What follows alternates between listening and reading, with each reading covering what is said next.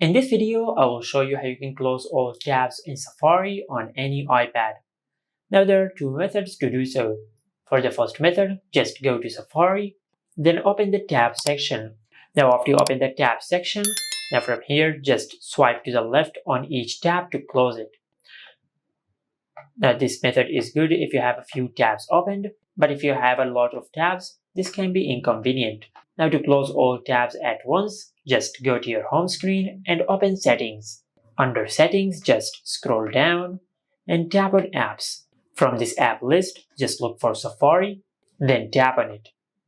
Now from here, just scroll down and look for the option for Clear History and Website Data. Now if you want to close all the tabs in Safari, but if you do not want to clear the history, just select Last Hour. And by doing that, you will only delete the history of the last hour. But if you want to clear the history too, just select All History.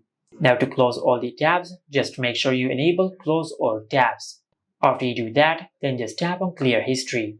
Now if I go to the home screen and if we open Safari, as you can see, we have successfully closed all the tabs in Safari. And this is it. Make sure to like, comment, and subscribe. Thank you for watching.